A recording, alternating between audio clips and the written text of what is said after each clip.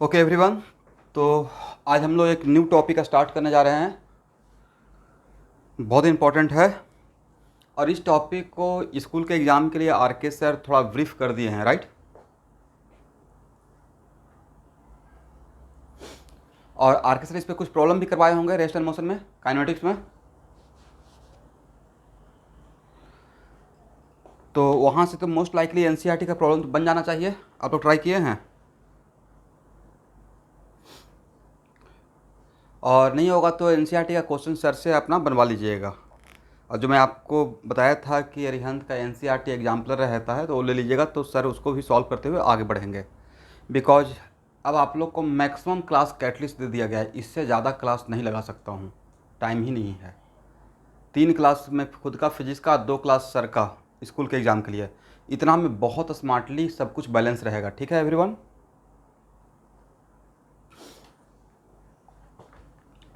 तो आज का टॉपिक का नाम है, किसी का ऑडियो ऑन है, rest and motion.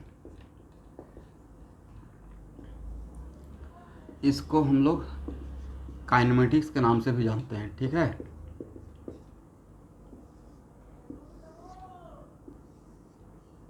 Lecture 1।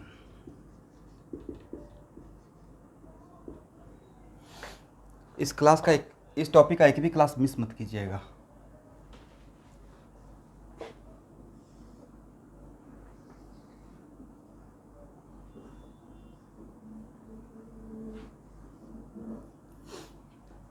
Late us suppose ए है मेरा एक कोऑर्डिनेट सिस्टम। ठीक है एवरीवन।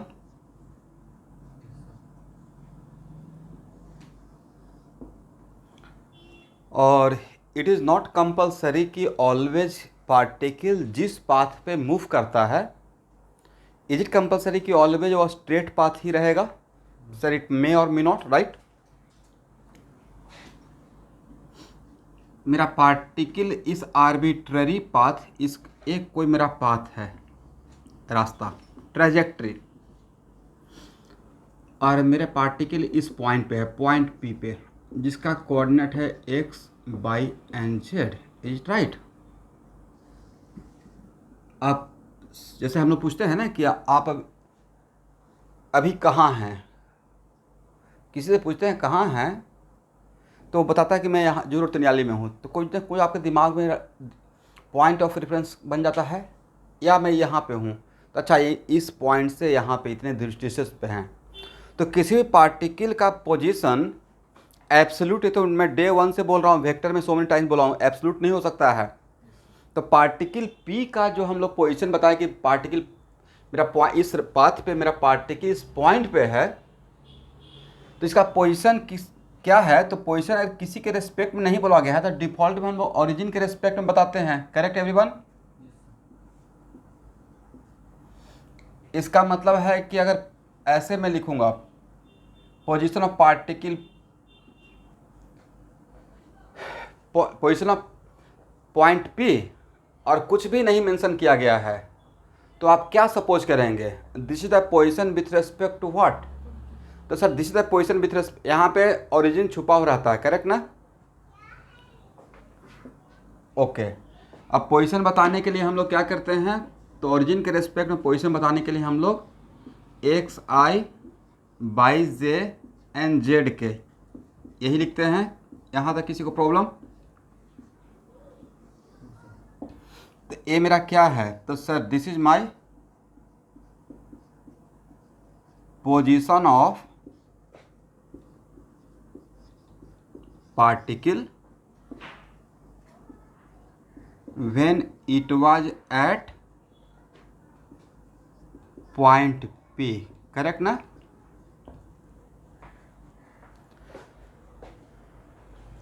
तो सर यहाँ पे मेरा चैप्टर का नाम ही है रेस्ट एंड मोशन। करेक्ट ना? जैसे एससी में देखिएगा तो इस चैप्टर का नाम दिया गया है rest and motion. Is it right?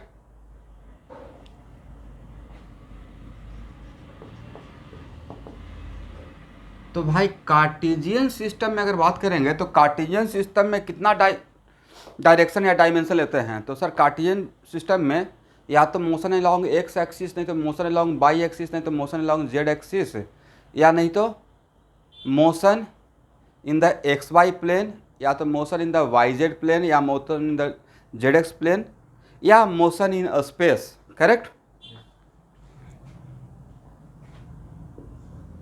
इसका मतलब सबसे बड़ा पॉइंट ये है कि हम लोग को ये जानना पड़ेगा कि what the meaning of one dimensional motion.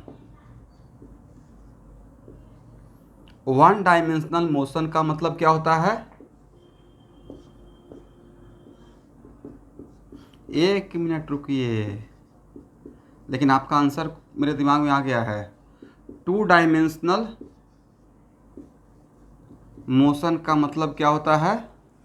ये डायग्राम बना लिए हैं, हटाए।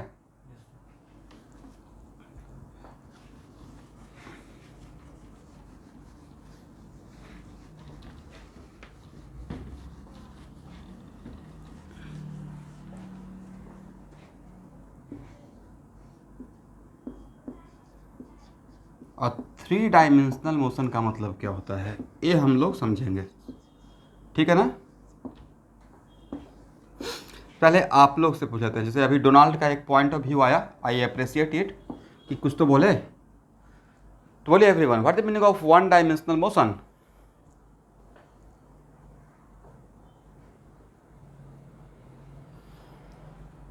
क्या है रोजा Barua, what the meaning of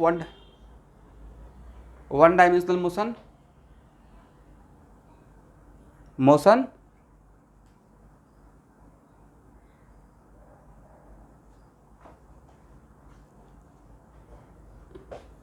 okay. और कोई?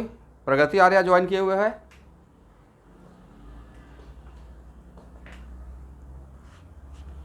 मोशन या स्ट्रेट लाइन? हाँ बोलिए प्रगति आर्या। रिप्लाई करना है, चुप नहीं रहना है क्लास में, जब पूछते हैं तो बोलना है अपना point of view. What the meaning of one dimensional motion? Motion along any one axis. चलिए, जितने लोग का आंसर आया है उसमें से दो लोग का आंसर सुटेबल है और सही फिट बैठता है वन डायमेंशनल मोशन के लिए। बाकी लोग भी ट्राई किए, जैसे कुछ लोग स्ट्रेट लाइन बोले, रेक्टिलिनियर, तो मोर और लेस उन लोग को 60-70% करेक्ट है स्टेटमेंट। तो अब हम लोग यहाँ पे समझेंगे one dimensional motion.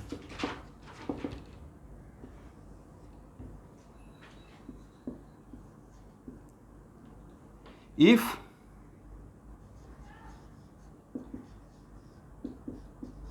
Out of three coordinate, Cartesian system है, ठीक है everyone,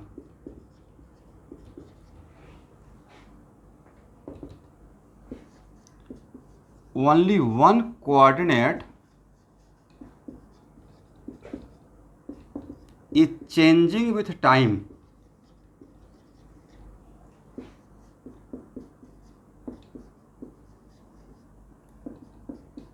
then motion is called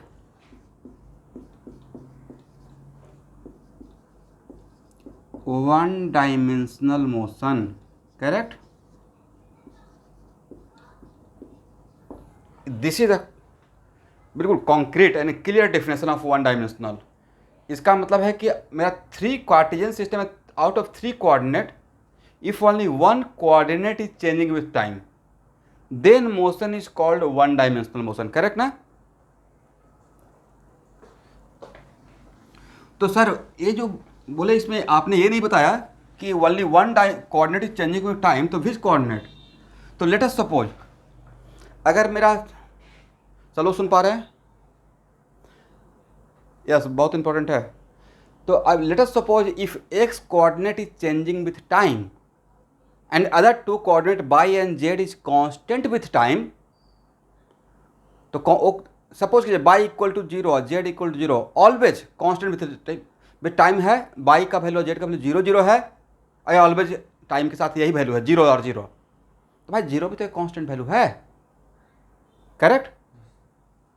तो उस केस में हम लोग क्या बोलेंगे कि सिर्फ if only one coordinate that is X coordinate is changing with time, तो sir it is the example of one dimensional motion and it is the example of X motion only, right. One dimensional भी कौन सा? X motion, correct. इसका मतलब one dimensional motion 3 category का हो जाएगा Cartesian system में, x motion, by motion and Z motion. Is it right? इसलिए 90% स्टूडेंट से पूछते हैं वन डायमेंशनल मोशन, तो एक्चुअल में वो क्लियर कट डिफरेंस नहीं पता है उनको। वो एक्चुअली जानते हैं कि हाँ क्या बोलना चाह रहे हैं, बट वो क्लियर कट चीज़ों को रिप्रेजेंट नहीं कर पा रहे हैं। Is it right? For example यहाँ देखिए, तो वन डायमेंशनल मोशन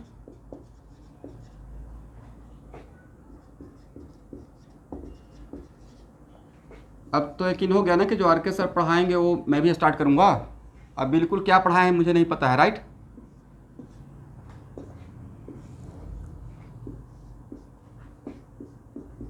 तो वन डायमेंशनल मोशन में एक्स मोशन रहेगा, बाई मोशन रहेगा और जेड मोशन रहेगा, ठीक है ना।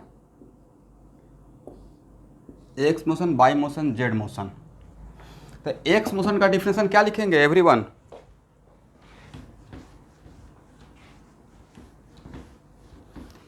नहीं, x is moving with time नहीं,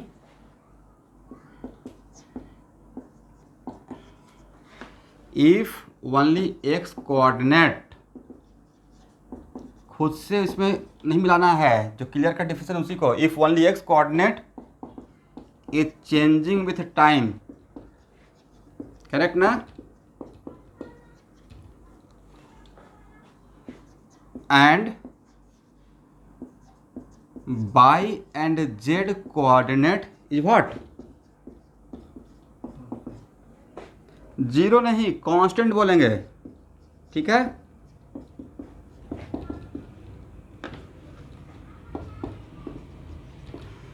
तो इज इट कंपल्सरी कि एक्स मोशन में पार्टिकल ऑलवेज एक्स एक्सिस पे ही चलेगा या एलोंग एक्स एक्सिस?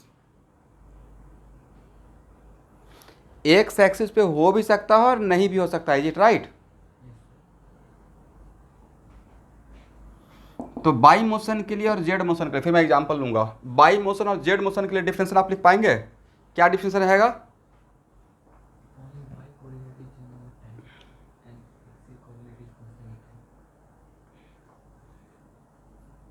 चलिए, और जेड मोशन के लिए लिखे तो इन दोनों का डिफरेंस खुद से बनाना है फर्स्ट।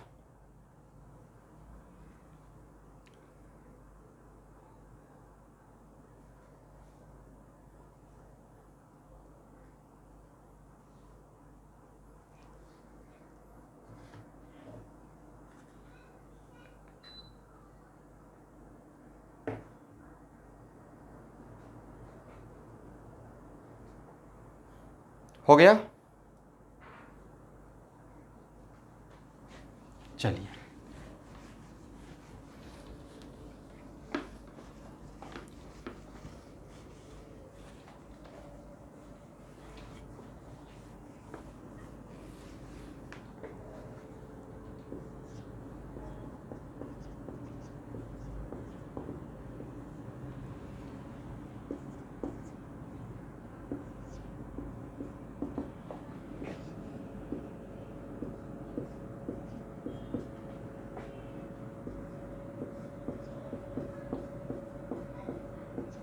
देखिए ए आर क्या है, तो सर ये किसी पार्टिकल का पोजीशन रहा होगा।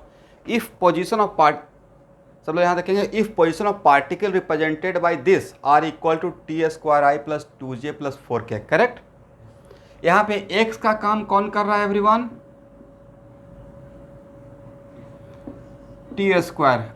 बाई का काम कौन कर रहा है? 2। और जेड का काम कौन कर रहा है? 4। आज सबसे बढ़िया बात है कि देखिए अभी बस एक लाइन का डिफरेंशन आप जाने हैं, और आज के बाद पूरे लाइफ आप पोजीशन वेक्टर ही देखकर बता दीजिएगा कितना डायमेंशनल मोशन है, राइट। मैंने पोजीशन वेक्टर का एक्सप्रेशन आपके सामने रखा। बोलिए out of 3 coordinate which coordinate is changing with time? Only. क्या बाई और जेड में कोई वेरिएबल क्वांटिटी है? इसका मतलब है कि यहाँ पे पोजीशन वेक्टर देखते ही अब आप एनालाइज कर देंगे, sir this is the example of what, one dimensional motion and motion along X axis, right. तो कोई बोलेगा बाई और जेड के अलोंग क्यों नहीं, तो भाई बाई किस लाइन के अलोंग बाई और जेड का कोऑर्डिनेट कांस्टेंट रहता है। कोई भी लाइन अगर एक्स एक्सिस के पैरेलल रहेगा आज के बाद, किसका, X axis, on the axis नहीं, on the axis X axis हो भी सकता है नहीं भी हो सकता है, फॉर एग्जाम्पल, राइट। इसका मतलब आज के बाद कोई भी लाइन अगर एक्स एक्सिस के पैरेलल रहेगा तो उस लाइन पे डैम श्योर बाई और जेड का कोऑर्डिनेट कांस्टेंट रहेगा, राइट। इसका मतलब मैं आप यहाँ पे बाई और जेड जीरो नहीं है, कुछ वैल्यू है, लेकिन यहाँ पे सिर्फ चेंज कौन हो रहा है, ओनली एक्स कोऑर्डिनेट। तो your particle, is it your particle moving बिल्कुल exactly on the X axis, it is not moving on the X axis, right. ये एक्स एक्सिस से थोड़ा ऊपर मूव कर रहा है, जैसे होता है ना, लेट अस सपोज मेरा पार्टिकल ऐसे जा रहा है, यहाँ देखिए बोर्ड को टच नहीं किया, ऐसे जा रहा है, लेकिन बोल तो सकते हैं कि दीवार के पैरेलल जा रहा है, राइट। वैसे ही मेरा पार्टिकल में सिर्फ कौन सा कोऑर्डिनेट चेंज हो रहा है, ओनली एक्स कोऑर्डिनेट। इसका मतलब this is the example of what, क्या बोल सकते हैं पोजीशन वेक्टर देखकर, this is the example of one dimensional motion, this is the example of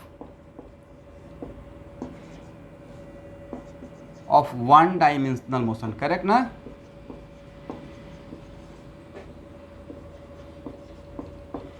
and motion along which axis, and this and one dimensional motion है, but कौन सा motion है, X motion है, राइट।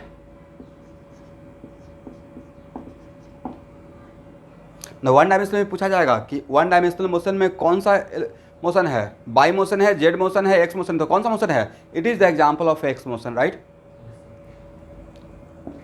ओके एवरीवन, एक और यहाँ पर diagram लेते हैं, यहाँ देखिए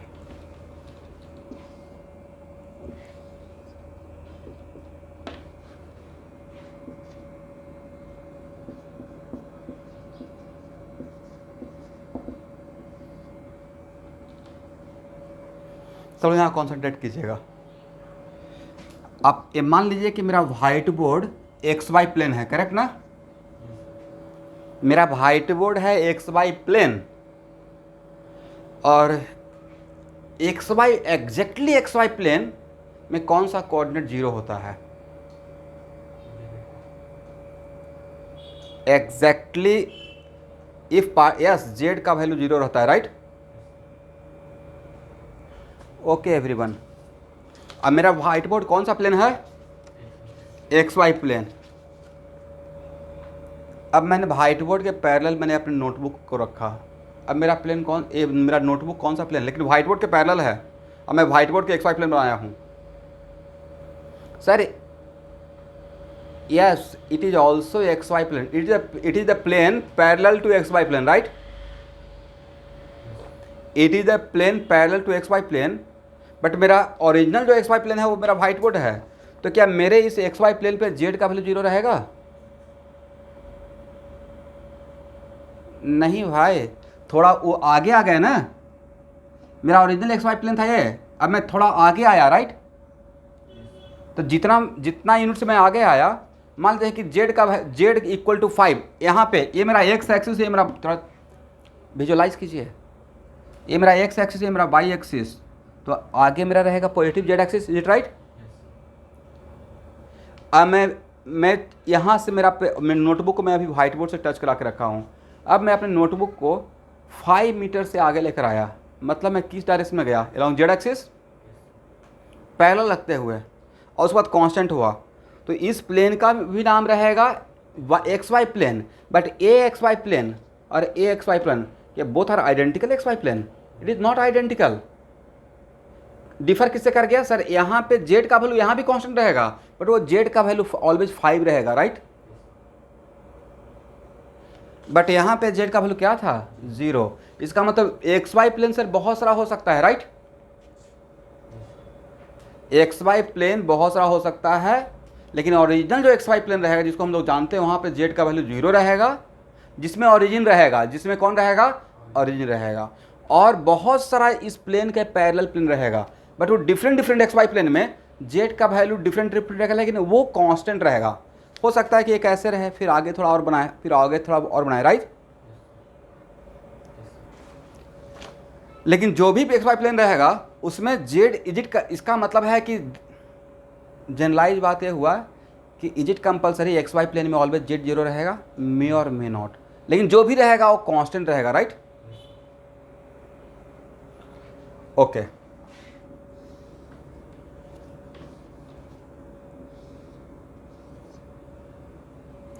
बोलिए, ए लाइन और ए लाइन पैरेलल है, राइट। इसका मतलब है कि भाई अगर मेरा एक पार्टिकल जिसका नाम ए है वो on the X axis move कर रहा है, और मेरा एक पार्टिकल है बी, वो भी parallel to x axis move कर रहा है, राइट। तो दोनों का motion is x motion, only difference is what, कि यहाँ पे इस पार्टिकल का कोऑर्डिनेट एक्स जीरो जीरो लिखेंगे, करेक्ट ना। और यहाँ पे मान लेते हैं बाई का वैल्यू 2 है, तो यहाँ पे पार्टिकल का कोऑर्डिनेट लिखेंगे x 2 एंड 0। जीरो क्यों लिखे, क्योंकि यहाँ पे z का वैल्यू मेरा white board original x Y plane है, तो यहाँ पे z का वैल्यू 0 रहेगा। इसका मतलब है कि इस लाइन पे भी इसका मोशन भी एक्स मोशन, इसका भी मोशन एक्स मोशन, बट ए इसका यहाँ पे कौन सा वैल्यू, बाई का वैल्यू वेरिएबल नहीं कांस्टेंट, लेकिन वो 2 है, यहाँ पे भी बाई का वैल्यू कांस्टेंट है, बट वो 0 है, जिट राइट। इसका मतलब है, इसलिए मैंने डिफाइन क्या किया था, मैंने एक्स मोशन के लिए आपको ये नहीं बोला कि बाई और जेड ऑलवेज 0 रहेगा, बाई और जेड टाइम के साथ कांस्टेंट रहेगा, ये राइट। इसका मतलब इसका भी मोशन क्या रहेगा, this it's motion is also called x motion, it's motion is also called x motion, it right everyone. चलिए, तो एटलीस्ट आज के बाद ये तो पहचान पाएंगे कि एक्स मोशन कैसे होता है, और पोजीशन वेक्टर देखकर पहचान लीजिएगा, राइट, कि it is the example of X motion. अगर एक और एग्जांपल लेते हैं, r इक्वल टू, यहाँ देखिए 3i प्लस टी जे अब प्लस 4k, बोलिए इसमें x का वैल्यू 3, y का वैल्यू t और z का value 4। Out of 3 coordinate, which coordinate is changing with time, and how many coordinate changing with time? मतलब out of 3 coordinate only 1 coordinate is changing with time, is it right? इसका मतलब है कि this is also the example of one dimensional motion, right? One dimensional motion, and along which direction? And motion is y motion, right? By motion, समझ गए।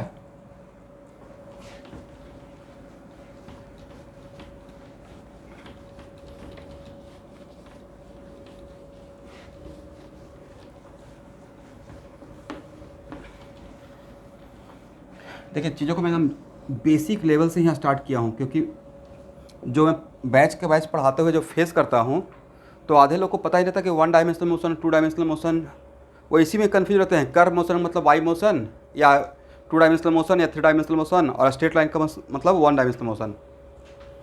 अब यहाँ देखिए,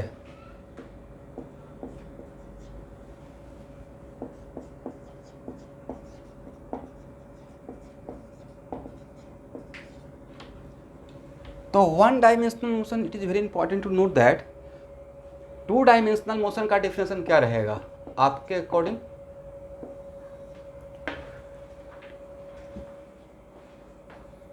लिखिए, very good. If out of 3 coordinate 2 coordinate is changing with time, and third coordinate is constant with time.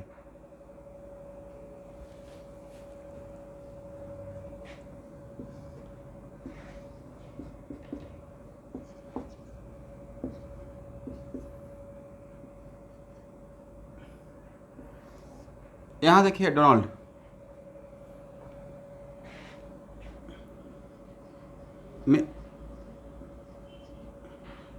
हाँ मैं नहीं just आप ही का नाम लिया हूँ और कुछ नहीं बोला हूँ। तो यहाँ पे मेरा एक्स वाई प्लेन है। अब मेरा एक पार्टिकल है जो पॉइंट 1 से, और ये स्ट्रेट लाइन है, करेक्ट, एक रास्ता बनाए हैं आपके लिए, स्ट्रेट लाइन, ठीक है। अब मेरा पार्टिकल पॉइंट 1 से पॉइंट 2 पे गया है, लेकिन स्ट्रेट लाइन पे गया है। आप मुझे बताएं कि यहाँ पे एक्स और वाई का कोऑर्डिनेट और यहाँ पे एक्स और वाई का कोऑर्डिनेट सेम है या डिफरेंट है? And still we are moving on the straight line, and still we are moving on the straight line, correct. इसका मतलब है सिर्फ 1 dimensional 2 dimensional motion, it depends on कि प्रॉब्लम कैसे दिया हुआ है, it depends on coordinate system, is it right?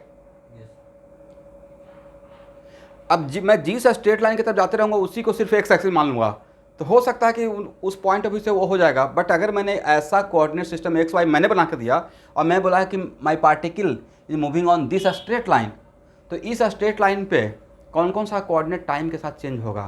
क्या एक्स और वाई कांस्टेंट रहेगा या दोनों चेंज हो रहा है? यस, दोनों चेंज हो रहा है।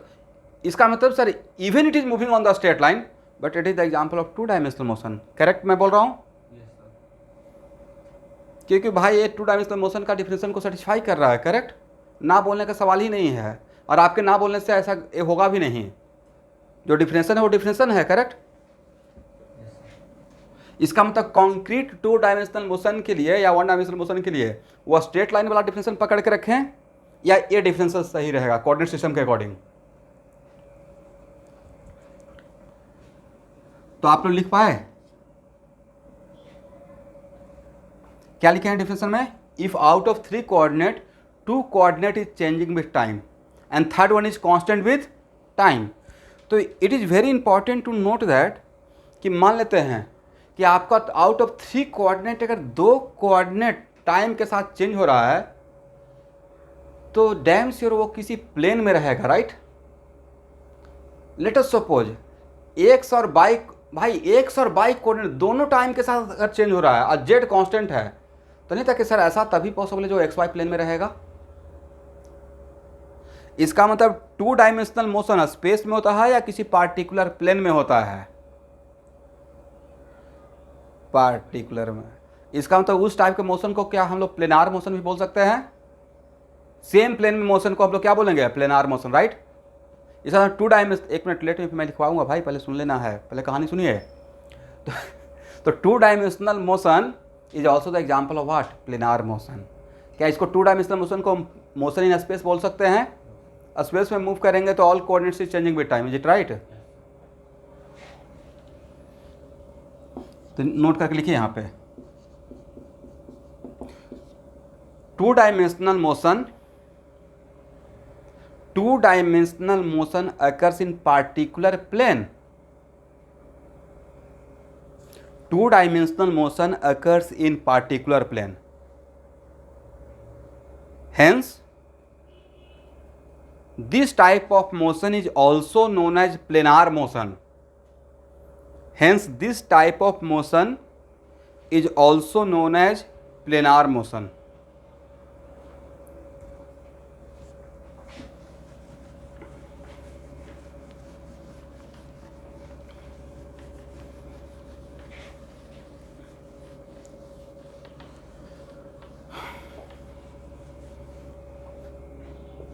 सबका एग्जाम्पल लेंगे, पहले डिफिनेशन लिख लेते हैं। What the meaning of 3 dimensional motion?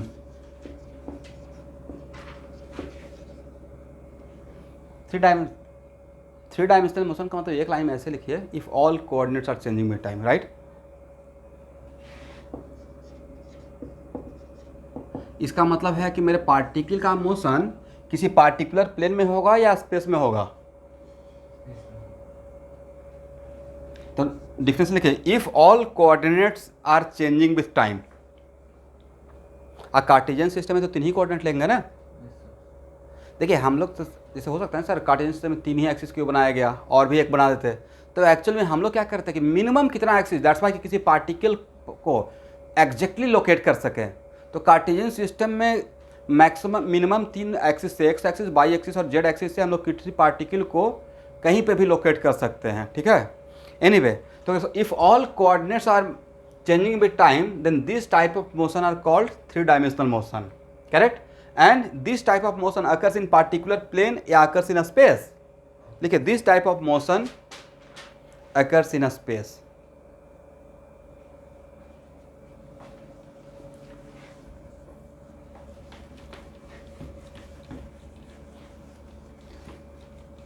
Rest and motion फिर दोबारा नहीं पढ़ाया जाएगा, ये फर्स्ट एंड लास्ट। ओके, दोबारा सिर्फ इसका प्रॉब्लम डिस्कशन करूंगा। प्रॉब्लम डिस्कशन तो ऑलवेज चलते रहेगा, नेक्स्ट ईयर तक भी चलते रहेगा, फेज बाय फेज, ठीक है, क्योंकि प्रॉब्लम डिस्कशन से आपको रिवीजन करवाते रहते हैं। जैसे अभी जो आपके सीनियर जो एटलीस्ट में क्लास 12th में हैं, उनका भी एक बार अगेन थ्योरी वाला क्लास नहीं, प्रॉब्लम रिवीजन 11th का करवा रहा हूँ, IIT क्वेश्चन बैंक का या नीट का क्वेश्चन बैंक का, जो पहले मैं पढ़ा चुका हूँ उसी चैप्टर का, जैसा कि इसी बहाने उनका एक बार फिर से रिवीजन हो जाए मेरे साथ। Not theory, not a single line, already पढ़ाया हुआ है, राइट। तो ये कंटिन्यूअस प्रोसेस चलते रहेगा। एनीवे,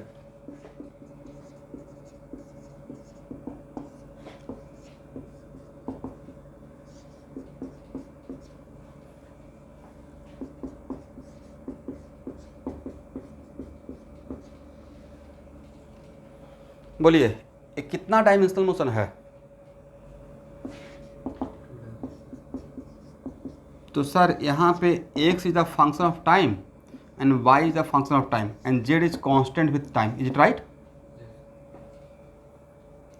तो फंक्शन ऑफ टाइम का मतलब है कि टाइम पे डिपेंड कर रहा है, करेक्ट ना? इसको हम लोग ऐसे भी लिखते हैं, इसका मतलब है कि x equal to t square, y equal to 2t और z इक्वल टू 5। इसका मतलब है this is the example of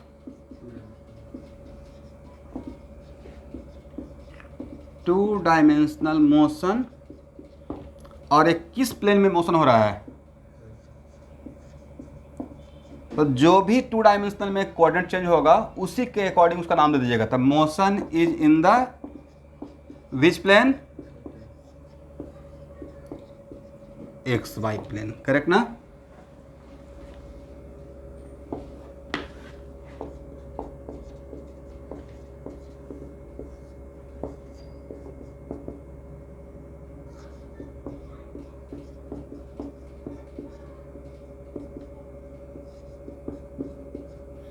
this is example of what? One dimensional, two dimensional, three dimensional. कौन सा डायमेंशनल है? Very good, this is example of, मतलब आप लोग सर पोजीशन वेक्टर देखकर अब हम लोग बता देंगे, राइट? टू डायमेंशनल मोशन और कौन सा प्लेन में? एक्स जेड प्लेन में होगा, करेक्ट ना?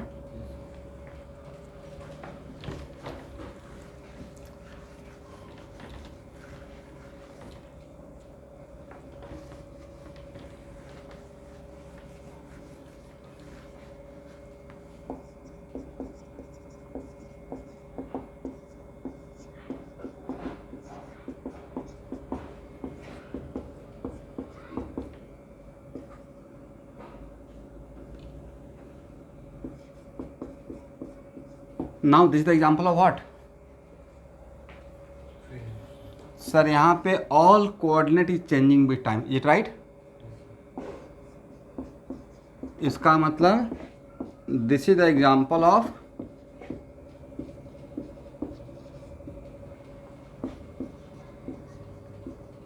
थ्री डायमेंशनल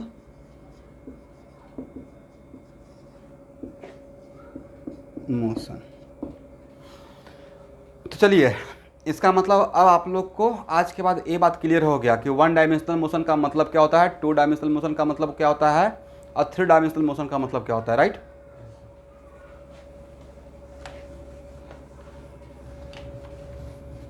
और वन डायमेंशनल मोशन होगा तो डैम से स्ट्रेट लाइन पे जाएगा, राइट? किसी पार्टिकुलर लाइन पे, करेक्ट ना? टू डायमेंशनल मोशन में सर इट माइट बी नहीं, टू डायमेंशनल मोशन में वो किसी प्लेन में मूव करेगा, बट मूव करने का तरीका उसका स्ट्रेट लाइन भी रह सकता है और कर्व भी रह सकता है, मुझे इससे मतलब नहीं है, करेक्ट ना? एग्जाम्पल के तौर पे यहाँ देखिए भाई, बिल्कुल या तो कुछ चीज़ को मत जानिए, हेडेक नहीं है क्योंकि जान ही नहीं रहे हैं, और नहीं तो जानेंगे तो एकदम क्लियर कट जानेंगे।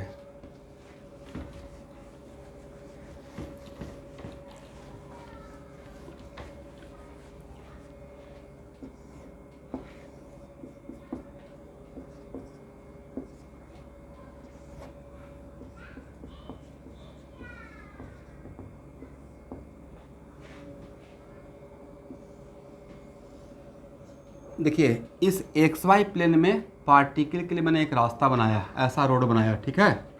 अब पार्टिकल इस रास्ते पे जा रहा है, करेक्ट है एवरीवन।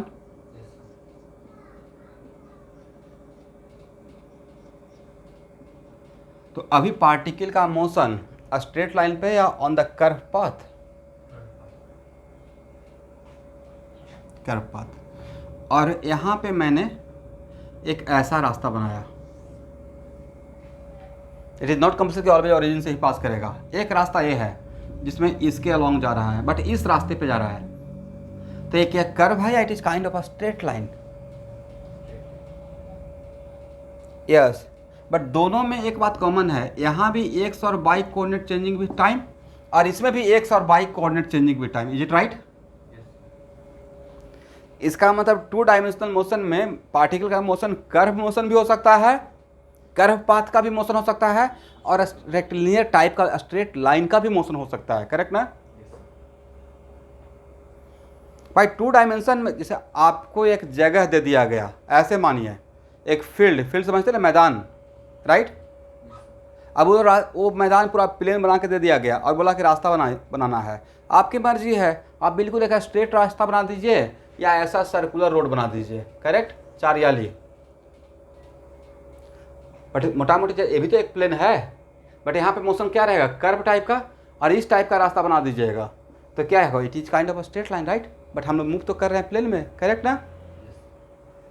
इसलिए टू डायमेंशनल मोशन के लिए सिर्फ ये बोल देना कि नहीं to dimensional motion, but to dimensional में भी स्ट्रेट लाइन मोशन हो सकता है या कर्व मोशन हो सकता है, depending upon the path, right? Depending upon the path.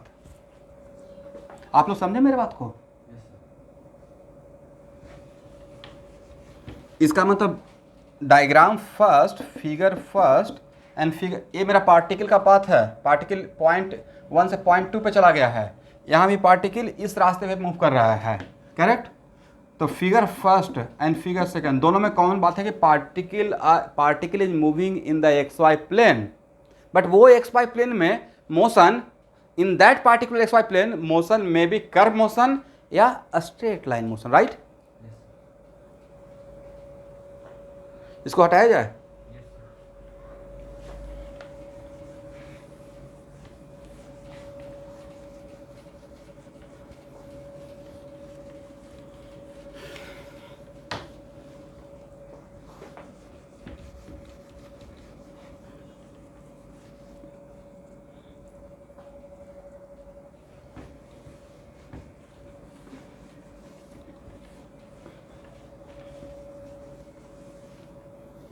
चलिए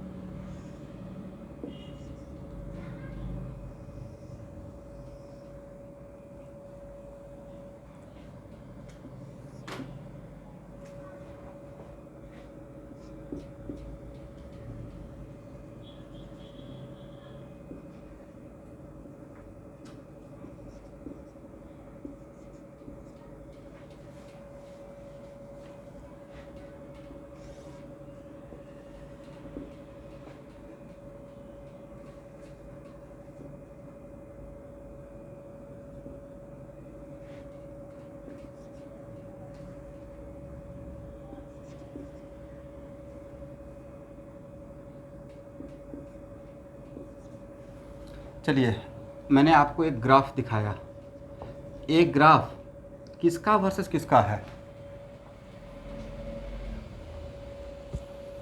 एक्स वर्सेस टी, राइट। और एक किसी पार्टिकल का ग्राफ है, मतलब पार्टिकल का मूवमेंट का, पार्टिकल के मोशन का, करेक्ट ना एवरीवन। तो मुझे सबसे ज़्यादा प्रॉब्लम ये होता था कि इस टाइप का ग्राफ आता था तो मुझे लगता था कि बाई और जेड क्या है, सबसे बड़ा समस्या आ जाता था, राइट। और तो यहाँ पे सिर्फ मैं यहाँ देखिएगा किसका वर्सेस किसका, एक्स वर्सेस टी।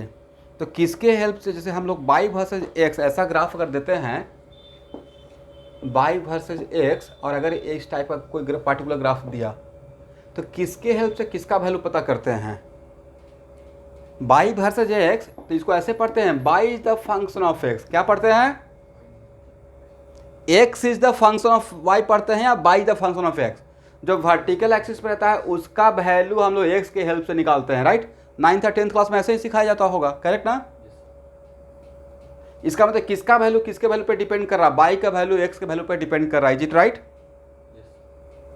वैसे यहाँ पे किसका वर्सेस किसका ग्राफ ड्रॉ किया हूँ, एक्स वर्सेस टाइम का, एक में रैंडम आर्बिट्ररी। इसका मतलब है कि x is the function of time, इसका मतलब एक्स का वैल्यू टाइम पे डिपेंड कर रहा है, मतलब एक्स का वैल्यू एक्स कोऑर्डिनेट टाइम के साथ चेंज हो रहा है, इज इट राइट।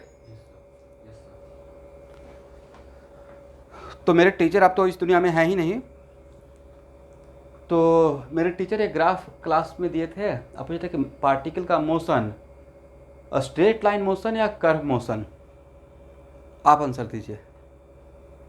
मैंने किसी पार्टी, एवरीवन, इस पार्टिकल का मोशन स्ट्रेट लाइन मोशन है या कर्व मोशन है, एक इनका आंसर है।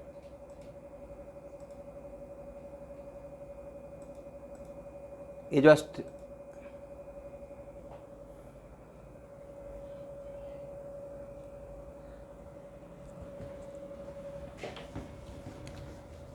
यहाँ देखिए,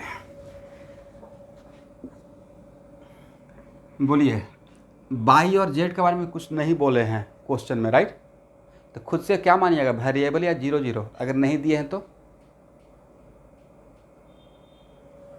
भाई बाई और जेड के बारे में क्वेश्चन में दिया हुआ नहीं है, तो खुद से 1 2 3 ले लेंगे या 0 0 लेंगे, नहीं दिया हुआ तो कुछ नहीं है, राइट। तो मैंने एक ग्राफ दिया एग्जाम्पल में और सिर्फ एक्स वर्सेस टी दिखाया और बाई और जेड के बारे में कुछ भी नहीं बोला, और आपको एग्जाम में पेपर मिलेगा तो पूछना भी नहीं कि बाई और जेड क्यों नहीं दिए, नहीं दिए मतलब नहीं है, राइट। तो नहीं दिया हुआ है, सिर्फ एक्स वर्सेस टी का ग्राफ दिया हुआ और बाई और जेड का नहीं दिया हुआ, इसका मतलब बाई का वैल्यू 0 और जेड का वैल्यू 0 और x is the function of T only, मतलब एक्स सिर्फ चेंज हो रहा है, करेक्ट। इसका मतलब है कि पार्टिकल का motion according to this graph 1 dimensional motion, is it right. और बाई और जेड क्या है, 0 0 है, इसका मतलब पार्टिकल कहाँ मूव कर रहा है, on the X axis, long भी नहीं, on the X axis, exactly on the X axis, right. तो भाई एक्स एक्सिस आपका कर्व है,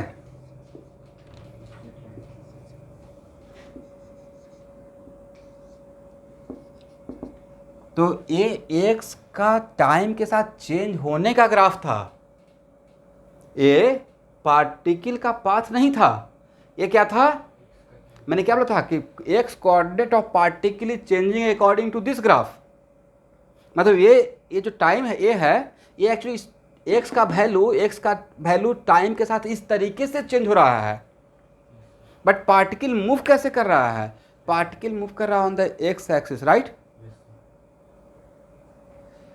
इसका मतलब एक कुछ ऐसा है, यहां देखिए,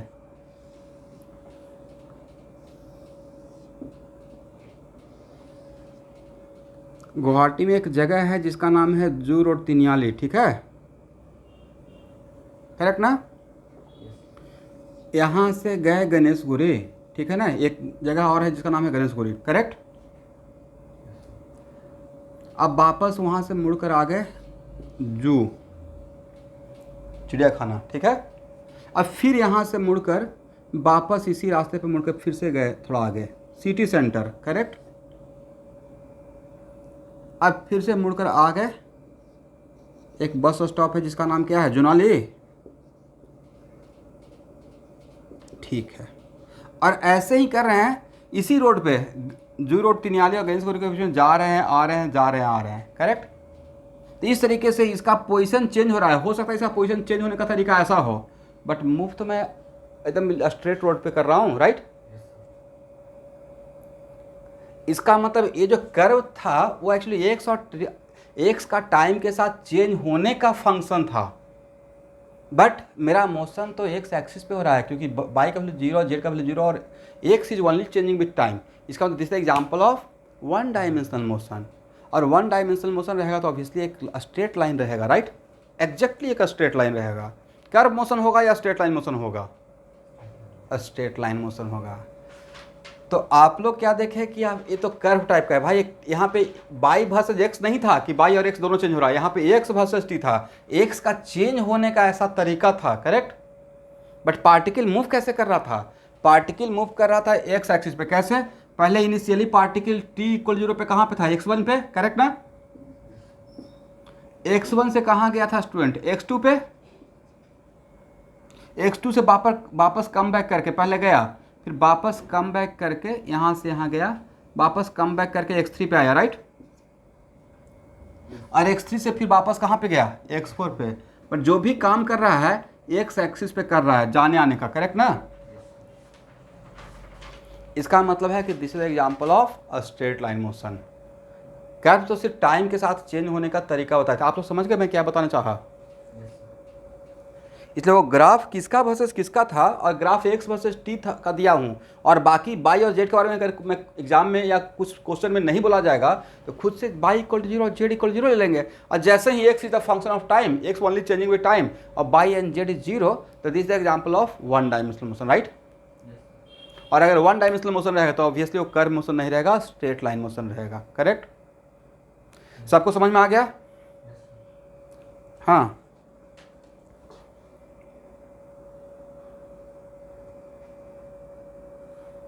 क्योंकि मैंने ग्राफ सिर्फ किसका वर्सेस किसका दिया है, एक्स वर्सेस टी दिया है, और बाकी बाई और जेड के बारे में कुछ बोला।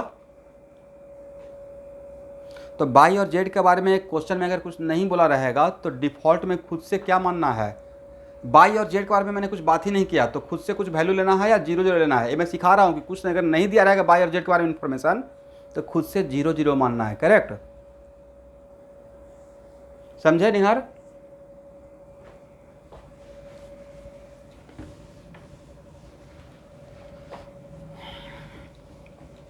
तो भाई चैप्टर का नाम तो जो रेस एंड मोशन था, तो मोशन तो थोड़ा हम लोग समझ गया है कि मोशन का मतलब क्या होता है। मतलब तो एक्चुअल में यहाँ से अगर आपसे पूछा जाएगा कि पार्टिकल को मोशन में होने के लिए मिनिमम क्राइटेरिया क्या होना चाहिए, what the minimum criteria for the particle are in motion, minimum criteria. Sir at least one coordinate changing with time, at least one coordinate must be changing with time, then particle is said to be in motion, is it right? लिखिए note करके, minimum criteria for particle is in motion, minimum criteria for particle is motion is that at least one coordinate is changing with time. Minimum criteria for particle is in motion is that at least one coordinate is changing with time. ठीक है ना?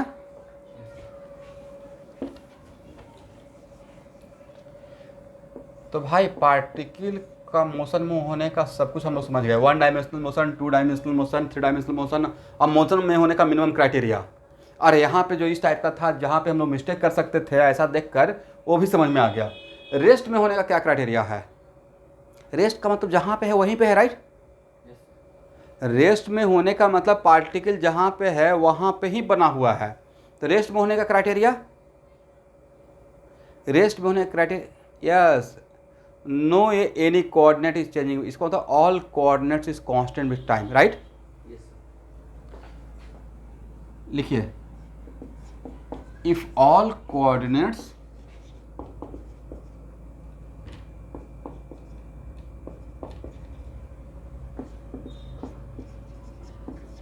is constant with time, then particle is in rest. Correct ना everyone? और सारा coordinate time के साथ अगर constant रहेगा तो पार्टिकल को हम लोग मोशन में बोलेंगे या रेस्ट में बोलेंगे? रेस्ट में बोलेंगे.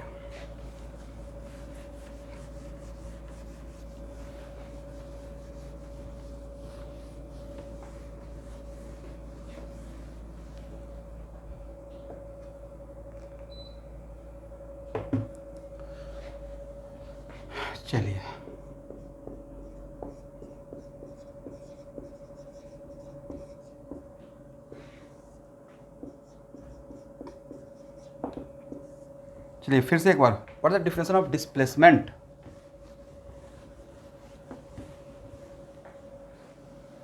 द शॉर्टेस्ट, फिर से बोलिए मयूर, शॉर्टेस्ट क्या?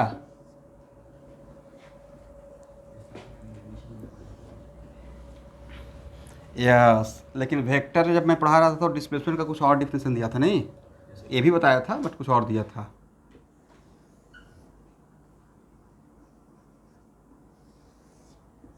तो आपका डिफिनेशन एग्जैक्टली सही है, बट अब हम लोग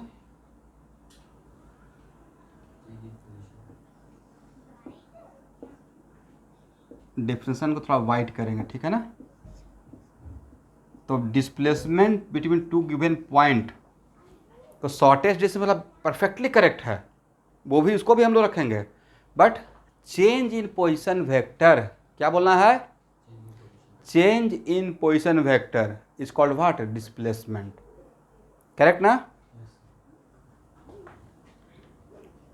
इसका मतलब if particle moving from point 1 to point 2 and then what is the displacement between 1 and 2, तब क्या बोलना है? Yes, this is your displacement. Correct. इसका मतलब है कि डिस्प्लेसमेंट के लिए क्या बोलना है?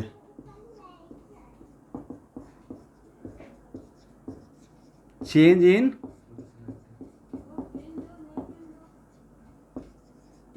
Position vector. और if particle initially at point 1, ये मेरा इनिशियल पॉइंट है, ये मेरा फाइनल पॉइंट है, तो is it displacement depend on this path? आपका पाथ ये था, रास्ता ये था, बट क्या इस रास्ते का ये सब पॉइंट से आपको मतलब है डिस्प्लेसमेंट के लिए एटलीस्ट? इसका मतलब डिस्प्लेसमेंट बिटवीन पॉइंट 1 और पॉइंट 2 पूछेंगे तो आप सिर्फ क्या देखना है? Displacement only depends on initial point and final point, does not depend on path travel, right?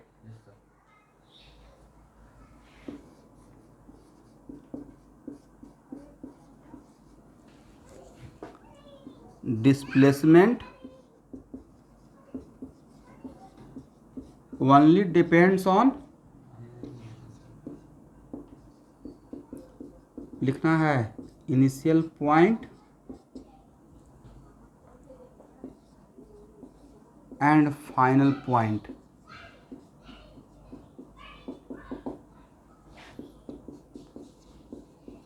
It does not depend on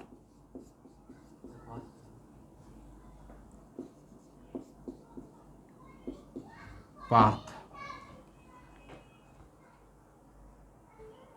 इसका मतलब है कि D इक्वल टू क्या हो गया सर? D इक्वल टू हो गया R2 minus R1. Is it right? क्योंकि D equal to change in position vector.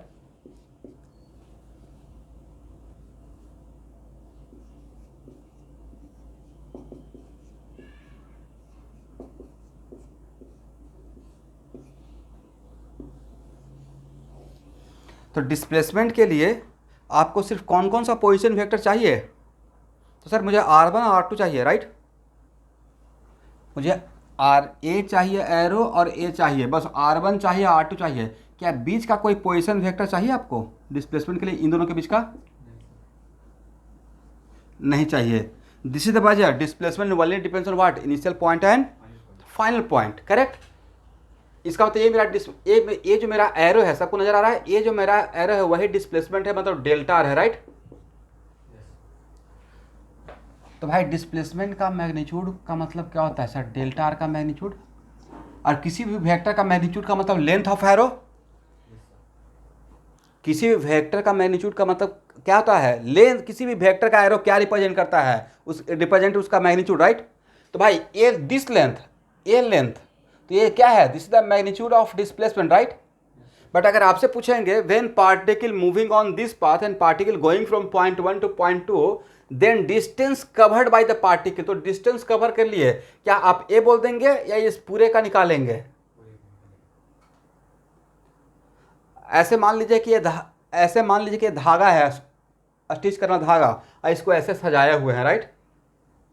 तो डिस्टेंस निकालने के लिए क्या कीजिएगा सर? मैं इस यहाँ से यहाँ पकड़ूंगा, धागा को ऐसे टाइट कर दूंगा, वही मेरा डिस्टेंस रहेगा। ए वाला, राइट, जिसको मैं शेडेड कर रहा हूँ, वो मेरा क्या रहेगा? डिस्टेंस रहेगा जी, राइट।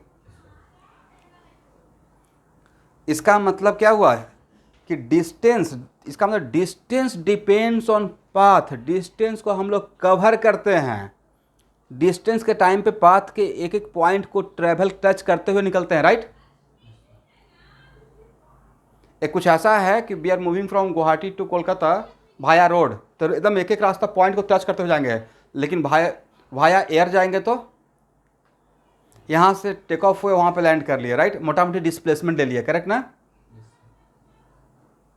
वही बात है इसका। तो क्या यहाँ देखिएगा, डिस्टेंस और डिस्प्लेसमेंट में कौन पाथ पे डिपेंड करता है, कौन पाथ पे डिपेंड नहीं करता है? Distance depends on what? Path. This is the reason distance को बोलते हैं डिस्टेंस कवर्ड, और डिस्प्लेसमेंट को बोलते हैं सफ़र।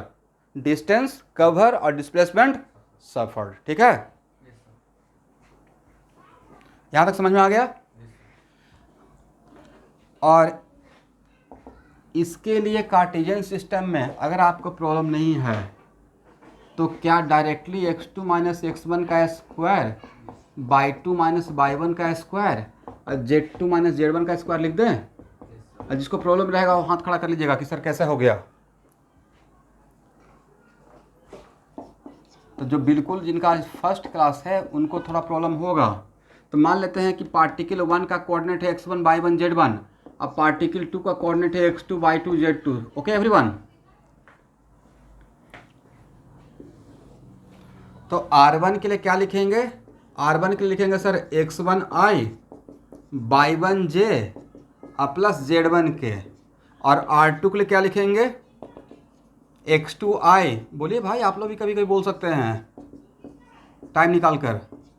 तो R2 equal to x2i plus by 2j plus z2 के, राइट।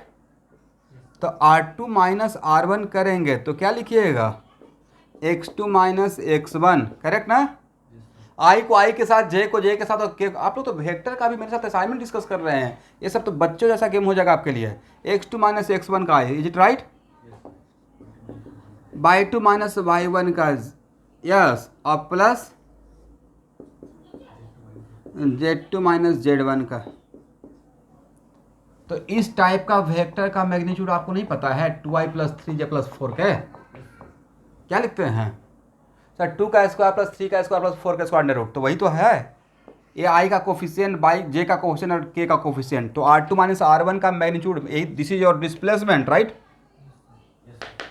तो इसका डिस्प्लेसमेंट का मैग्नीट्यूड के लिए क्या हम लोग इतना लिख सकते हैं?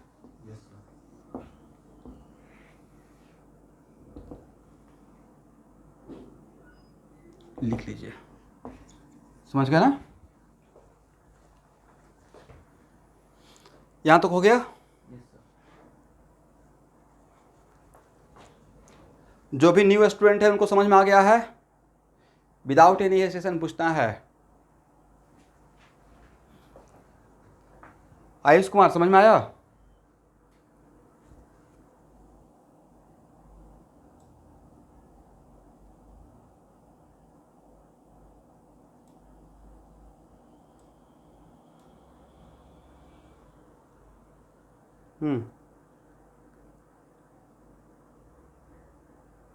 नहीं सुन पा रहा हूँ। हाँ अभी समझ, हाँ अब बोलिए बोलिए, अभी सुनाई पड़ रहा है।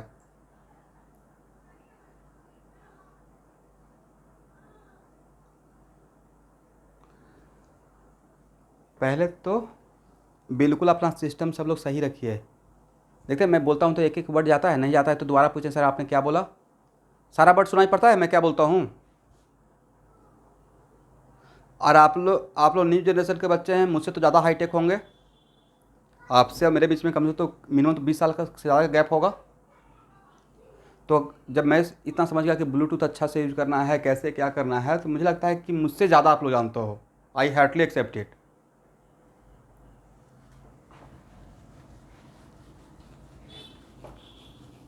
इसलिए कम्युनिकेशन कैसे अच्छा रहेगा जब आपका सिस्टम सही रहेगा।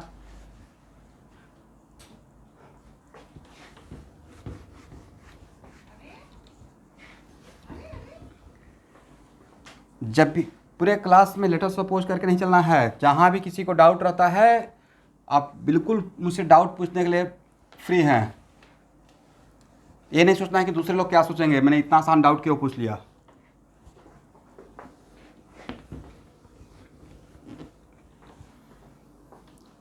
ओके एवरीवन,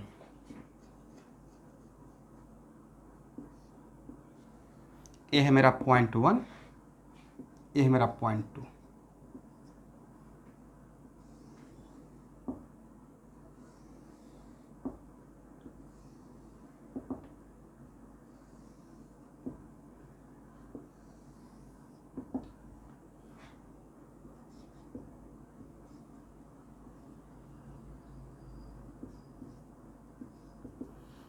देखिए पॉइंट 1 से पॉइंट 2 तक जाने के लिए मैं बहुत सारा रास्ता बनाया, ठीक है, जाने का 5 रास्ता बनाया। करेक्ट है everyone?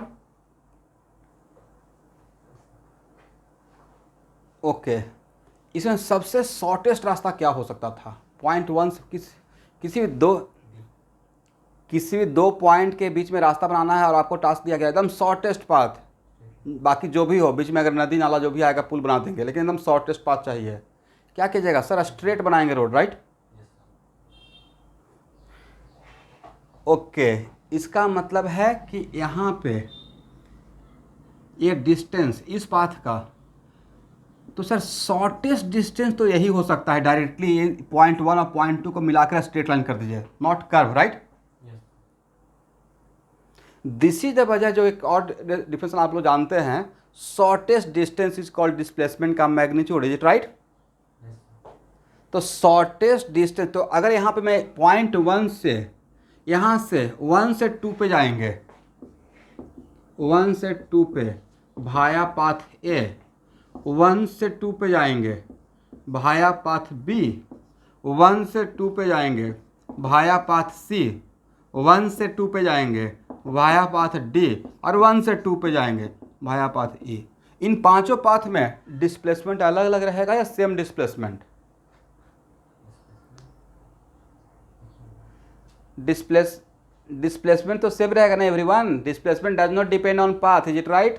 Displacement only depends on initial point and final point. Initial point और फाइनल पॉइंट को डिस्प्लेसमेंट के लिए पॉइंट 1 दे दिए, पॉइंट 2 दे दिए, रास्ता कुछ बनाते रहिए। पॉइंट 1 है, पॉइंट 2 है, रास्ता कुछ भी बनाइए, डिस्प्लेसमेंट तो ऑलवेज यही रहेगा। Displacement only depends on initial point and final point. और फाइनल पॉइंट पे हेड, इनिशियल पॉइंट पे टेल, इज इट राइट? दो पॉइंट का बीच का डिस्प्लेसमेंट दिखाने के लिए क्या रास्ता बनाने का रिक्वायरमेंट है? रास्ता तो इनफाइनाइट हो सकता है, बट डिस्प्लेसमेंट दो पॉइंट के बीच का फिक्स रहेगा। It only depends on initial point and final point. Correct? Correct है ना? इसका मतलब इन सब के लिए अलग अलग डिस्प्लेसमेंट रहेगा या सेम डिस्प्लेसमेंट रहेगा?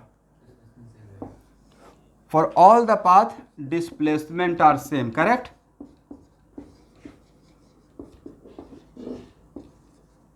But what about distance?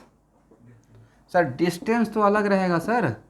सबसे बड़ा डिस्टेंस किस में रहेगा? वो तो दिख रहा है ए में, right?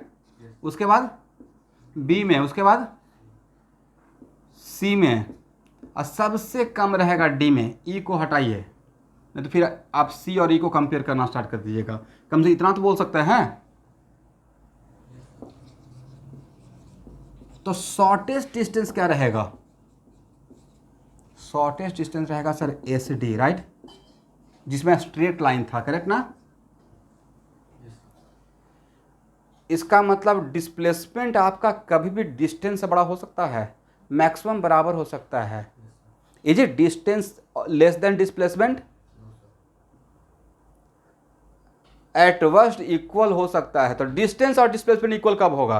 When path is a straight line. Is it right? जब पाथ स्ट्रेट लाइन रहेगा तो स्ट्रेट लाइन मोशन के केस में, कौन सा मोशन?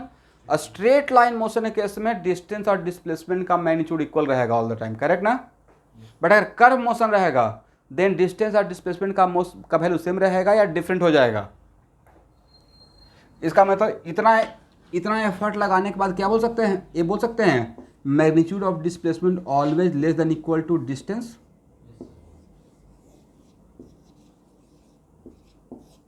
समझ गए? तो आज के बाद डिस्प्लेसमेंट का मैग्नीट्यूड मैक्सिमम क्या हो सकता है? डिस्टेंस के बराबर हो सकता है। और बराबर कब होगा? ये ऑब्जेक्टिव है आपका नीट वाले बच्चे। डिस्टेंस का मैग्नीट्यूड यस, जब आपका दो पॉइंट के बीच का पाथ बिल्कुल स्ट्रेट लाइन वही रहेगा, डायरेक्ट ज्वाइन करने वाले लाइन पे अगर मोशन रहेगा, स्ट्रेट लाइन मोशन रहेगा दो पॉइंट के बीच का, और वो दोनों पॉइंट स्ट्रेट लाइन में तो ऐसे डायरेक्टली ज्वाइन करने वाले लाइन पे, तब जाकर इक्वल हो जाएगा, करेक्ट ना? अदरवाइज डिस्टेंस ऑलवेज डिस्प्लेसमेंट से बड़ा रहेगा। इसका मतलब ए मेरा होल्ड करेगा, ठीक है? डिस्प्लेसमेंट का magnitude less than equal to distance. Is it right? हो गया? चलिए इसको हटाया जाए।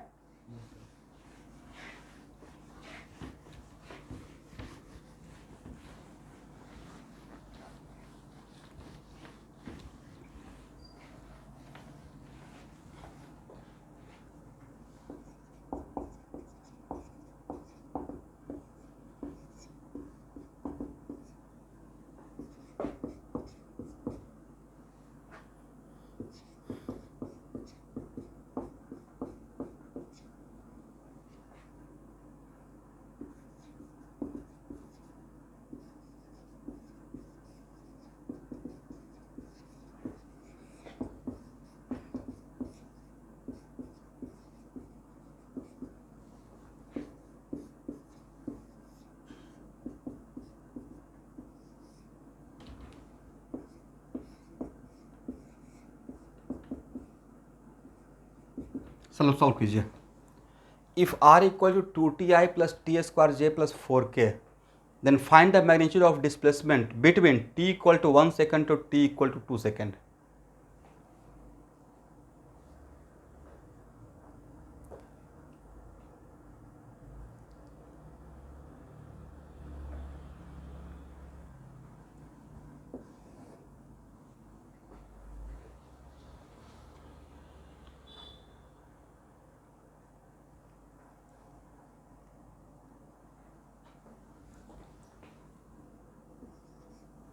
आप लोग सॉल्व करेंगे या मैं सॉल्व करूं?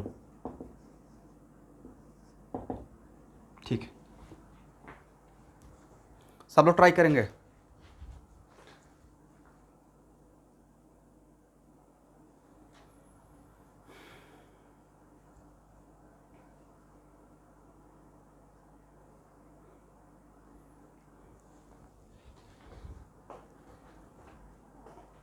ओके, तो सबसे पहले d इक्वल टू आप ये किए होंगे डेल्टा आर, नहीं, और delta R equal to R2 minus R1 किए होंगे, करेक्ट? और ये क्या है? फाइनल पोजीशन ना, this is my final position. और ये क्या है? इनिशियल। इसका मतलब R2 किस टाइम का है? सर ये टाइम 2 सेकेंड का रहा होगा, करेक्ट? और एक किस सेकेंड, कौन सा टाइम का? 1 सेकेंड का। तो भाई R1 निकालने के लिए इसमें कितना सेकेंड पुट करें? दिस इज द, यहां देखिएगा ये कौन सा, यहां एक मिनट, इस इक्वेशन का खासियत बताइए। सर ये इंस्टेंटेनियस पोजीशन वेक्टर है, पढ़िए मेरे साथ। Instantaneous, what the meaning of instantaneous position vector? वैसा पोजीशन वेक्टर का एक्सप्रेशन जिसके हेल्प से किसी भी मोमेंट का हम लोग निकाल सकते हैं पोजीशन की, पार्टिकल कहाँ पे है, राइट? अभी आपका मर्जी करेगा t इक्वल टू 0 सेकेंड का, तो t इक्वल टू 0 सेकेंड एक पल है, एक मोमेंट है, एक इंस्टेंट है, राइट? तो t इक्वल 0 सेकेंड पे आप नहीं बता दीजिएगा? सर बता देंगे 004, राइट? 0 सेकेंड पुट कर दिया, t equal to half second का। सर इसमें t equal to half second तो मुझे x बाई जेड तीनों मिल जाएगा, मतलब पार्टिकल लोकेट हो गया। इसका मतलब वैसा एक्सप्रेशन पोजीशन वेक्टर का जिसके हेल्प से हर टाइम के हर मोमेंट का हम लोग पोजीशन बता सकते हैं। तो this type of expression are called what? Instantaneous position vector. तब जिसमें position vector as a function of time, इसमें किसी भी अगर मेरा पोजीशन वेक्टर, सब लोग ध्यान सुन लीजिएगा तो मुझे पता है कि सबका भाई आंसर आ जाएगा, पर चीज़ों को पहले समझिए। इसका मतलब इस टाइप का पोजीशन वेक्टर से हेल्प क्या होगा सर? इससे लाभ ये हो रहेगा कि किसी भी मोमेंट का पता करना रहेगा, पता चल जाएगा, राइट। बस वो टाइम उसमें पुट कर देंगे, करेक्ट ना। एक टाइम मशीन दे दिया गया, इसमें कभी भी पुट कर, जैसे आपका एक टाइम फंक्शन दे दिया गया है, तो इसमें किसी भी मोमेंट का टाइम पुट कर दिया है, उस टाइम पे आप कहाँ पे हैं बता दिएगा, राइट।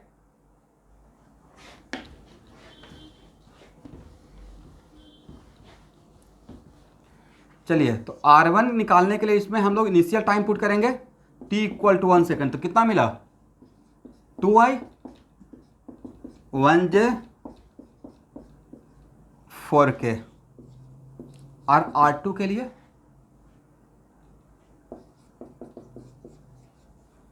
फोर आई, इसमें t इक्वल टू 2 पुट कर रहा है ना, 4i 4j plus 4k, correct. तो भाई R2 माइनस R1 क्या हो गया?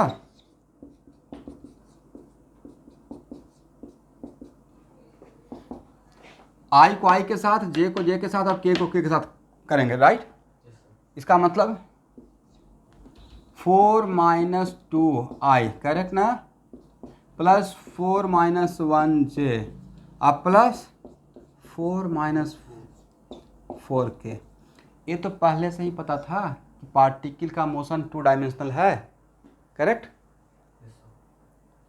ये पहले से ही पता था कि पार्टिकल का मोशन 2 डायमेंशनल है और Z coordinate is constant with time. तो जो क्वांटिटी कांस्टेंट है टाइम के साथ, उसका चेंज तो 0 ही मिलेगा, नहीं समझे। जो क्वांटिटी टाइम के साथ कांस्टेंट है उसका चेंज आपको 0 मिलेगा ऑलवेज, राइट। इसका मतलब d equal to 2i plus 3j। तो डिस्प्लेस यही है ना, तो डिस्प्लेसमेंट का मैग्नीट्यूड क्या होगा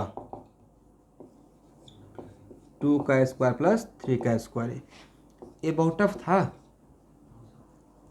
ओवर 13 लिख लीजिए। बट अब चीज़ों को देखने का पॉइंट अभी चेंज हो रहा है। पोजीशन वेक्टर देखते ही अब हम लोग को माइंड में आता है कितना डायमेंशनल मोशन आज के क्लास के बाद, राइट। पहले पोजीशन वेक्टर को सिर्फ पोजीशन वेक्टर देख रहे थे, अब पोजीशन वेक्टर देखकर 10 तरीके का माइंड में आ जाएगा। ओके, राकेश सर बताए थे इट इज इंस्टेंटेनियस पोजीशन, कोई भी टाइम का पोजीशन दे देगा, right. Okay, it is 2 dimensional motion. Okay, इतना तो हो गया, 2 डायमेंशनल मोशन तो है, एट द सेम टाइम ये एक्स वाई मोशन है, राइट। एक्स वाई प्लेन का मोशन है, करेक्ट ना। इसी क्वेश्चन को थोड़ा टफ बना दें। ओके, इतना तो समझ में आ गया ना कि ये एक्स वाई मोशन है। अब एक्स वाई मोशन है मतलब पार्टिकल मेरा एक्स वाई प्लेन में। न्यू स्टूडेंट का, न्यू बच्चे जो आज जी का फर्स्ट क्लास है, आप लोग घबराइएगा नहीं, ये लोग भी स्टार्ट किए थे बिल्कुल 0 लेवल से। थोड़ा आप लोग को टाइम लगेगा जो ज्वाइन किए हुए हैं आज के क्लास में, बट लाहे लाहे सब ठीक हो जाएगा। और मैं बहुत आराम से पढ़ाता हूँ, आपको सब कुछ समझ में आएगा। बट आज आप लोग के लिए जो भी न्यू स्टूडेंट हैं उन लोग के लिए एक्स्ट्रा मैथमेटिक्स डिफरेंशिएशन का क्लास लगाया गया है, ठीक है। उसमें एक अंकुर राजवंशी हैं, एक संप्रीति हैं, एक और स्टूडेंट हैं, नाम भूल रहा हूँ, तो सब क्लास मिस मत कीजिएगा, क्योंकि डिफरेंशिएशन इंटीग्रेशन जो क्लास है वो बिल्कुल ब्रह्मास्त्र है। वो अगर नहीं समझ में आएगा तो मैं फिर फिजिक्स आगे नहीं समझा पाऊँगा, इसलिए स्पेशल आपके लिए क्लास लगाया गया है मुरली सर का डिफरेंशिएशन इंटीग्रेशन का। और रेगुलर क्लास के स्टूडेंट भी है, किसी को प्रॉब्लम है तो क्लास अटेंड कर सकते हैं। चलिए, ओके, अब यहाँ पे बोला गया कि पार्टिकल सर मेरा एक्स वाई प्लेन में मूव कर रहा है। कौन सा प्लेन में? इसी क्वेश्चन के लिए एक्स वाई प्लेन, बट वो एक्स वाई प्लेन थोड़ा मेरा ओरिजिनल एक्स वाई प्लेन से थोड़ा ऊपर उठा हुआ है, क्योंकि जेड इक्वल टू 4 है, is it right. X Y plane infinite X Y plane हो सकता है नहीं? कैसे? मेरा व्हाइट बोर्ड अगर एक्स वाई प्लेन है तो थोड़ा इसके आगे निकल गए पैरेलल, ये भी this is also x Y plane, थोड़ा और आगे ले आए, this is also x Y plane, थोड़ा और आगे, तो इस टाइप का कितना एक्स वाई प्लेन बनेगा सर? Infinite, correct? ओके, तो अब यहाँ पे z इक्वल टू तो 4 है, but how can we find out the trajectory? Trajectory कैसे फाइंड आउट करते थे एवरीवन? तो सर ट्रेजेक्ट्री फाइंड आउट करने का तरीका बताए थे, find the relation between the coordinates, find the relation between the coordinates bye eliminating other variable, right? तो भाई z तो कांस्टेंट है, इसका रिलेशन निकालने का रिक्वायरमेंट ही नहीं है, तो अब पहले से ही निकला हुआ है कि z कांस्टेंट है, राइट? वेरिएबल कौन है उसी का बीच में तो रिलेशन देखना है, तो x इक्वल टू कितना था? 2t ना, अब y इक्वल टू क्या था? T square. क्या यहाँ पे t equal to X by 2 लिखे हैं? यहां से इस t का वैल्यू यहां पुट कर दे। हाँ ना, कुछ बोलते ही नहीं है, क्या समस्या है? X square by 4 by equal to 1/4 X square. इसका मतलब सर पार्टिकल जो मेरा एक्स वाई प्लेन मूव कर रहा है उस पार्टिकल का motion, this is the quadratic equation, right? And all quadratic represent parabola, correct? इसका मतलब एक्स वाई प्लेन में तो पार्टिकल मूव कर रहा है और बट उसका पाथ इज पैराबोलिक, करेक्ट? जिसका कॉन्केविटी अपवर्ड है, जिसका कॉन्केविटी अपवर्ड है, करेक्ट ना? इसका मतलब है कि इसका ग्राफ, अगर खैर मुझे तो इसका ग्राफ पता ही है, तो अगर वाई और एक्स एक्सिस के रेस्पेक्ट में सिर्फ एक्स वाई प्लेन का बात किया जाए तो इसका वर्टेक्स 0 0 पर रहेगा। But how can we draw the graph? तो ये बात आपको सिखाने का रिक्वायरमेंट नहीं है, पैराबोला ग्राफ कैसे ड्रॉ करते हैं आपको सिखाया हुआ है, राइट? ड्रॉ कीजिएगा यही मिलेगा। इसका मतलब सर, अब देखिए ये एनसीईआरटी वाला रेशर मोशन नहीं भाई, इसका मतलब ऐसा भी हो सकता है, यहाँ देखिए कैसा हो सकता है, ऐसा भी हो सकता है कि पोजीशन वेक्टर देखकर ट्रेजेक्ट्री का पाथ पूछें कि पाथ सर्किल का है या पैराबोलिक का है, तो निकाल पाएंगे ना? And how can you find out the path? Sir relation between the coordinate by limiting other variable. तो हम लोग जो कांस्टेंट है कोऑर्डिनेट उसके लिए केयर मत कीजिएगा, जिसमें वेरिएबल टर्म है उसके बीच में रिलेशन निकाल लीजिएगा, करेक्ट ना? ओके, तो ये ऑब्जेक्टिव नहीं बन गया? ऐसे देख के और पाथ का रास्ता पूछेंगे कैसा पाथ है, ग्राफ ऐसा रहेगा, राइट?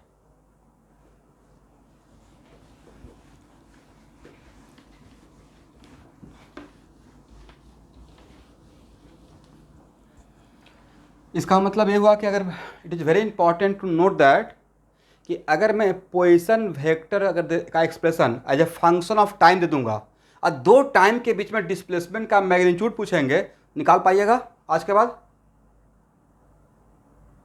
जैसे मैंने यहाँ पे position vector as a function of time दे दिया, राइट? और दो time t equal to 1 second और t equal to 2 second, is it compulsory always 1 second 2 second का ही पूछेंगे? ये तो मेरी मर्जी है, राइट? क्वेश्चन का रिक्वायरमेंट है, t equal to 0 t equal टू 3 सेकेंड के बीच का भी तो पूछ सकते हैं, राइट?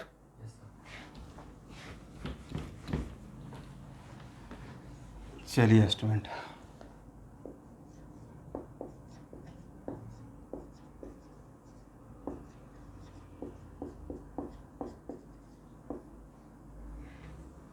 Average velocity. देखिए एवरेज वेलोसिटी को मैं ऐसे भी दिखाता हूँ, ठीक है?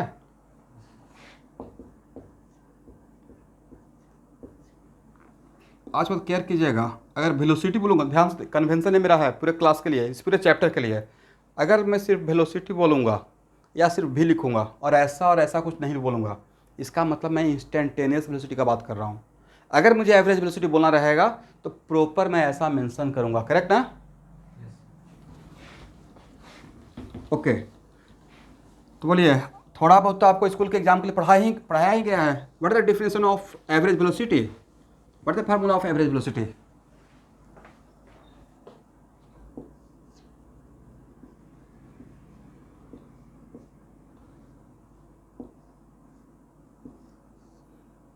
एनीवन जो एवरेज वेलोसिटी का हम मुझे बता सकते हैं?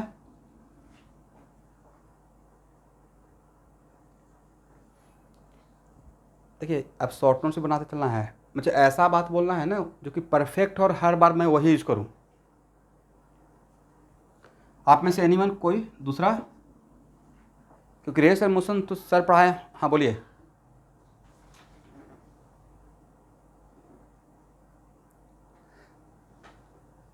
यस, डोनाल्ड बोल रहे थे चेंज इन डिस्प्लेसमेंट, तो आपने जो बोल दिया वो भाई ये बोल दिया चेंज इन डिस्प्लेसमेंट, और डिस्प्लेसमेंट का मतलब होता है डेल्टा आर, मतलब आर को 2 बार चेंज कर दिया। नहीं, इसको क्या पढ़िएगा, change of delta R, right? ये सही है या गलत है? तो चेंज ऑफ डिस्प्लेसमेंट बोलना है या total displacement by total time, this is the correct statement, right? तो एवरेज वेलोसिटी का total displacement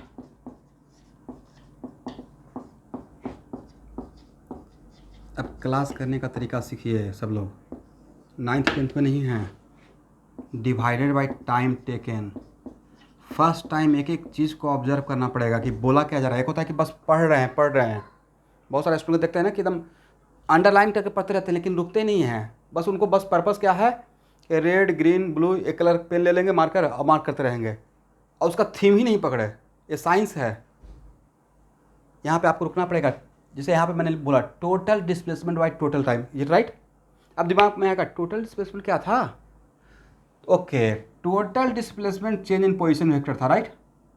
delta R by time taken, मतलब डेल्टा टी। टाइम बोल रहे हैं या टाइम टेकन? तो टाइम टेकन का मतलब time interval, is it right? लिखते रहिए।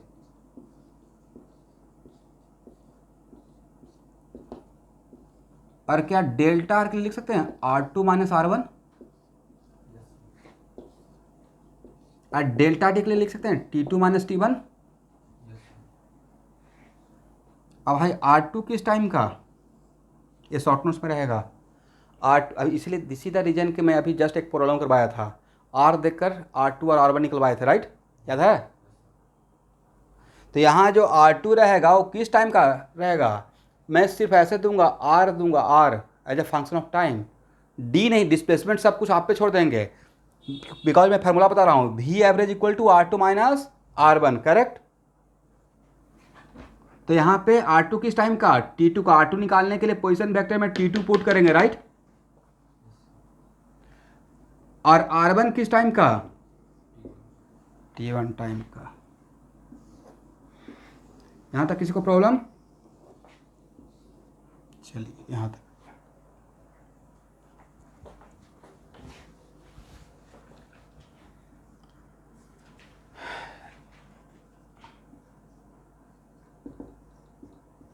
ये फार्मूला पता है, बड़ा कमाल का ये फार्मूला था वेक्टर में, B equal to lambda into A. Okay, पता है। तो लैम्डा अगर पॉजिटिव है, if lambda is positive quantity, positive scalar quantity, तो ए का डायरेक्शन और बी का डायरेक्शन डिफरेंट रहेगा या सेम रहेगा? करेक्ट ना? ओके,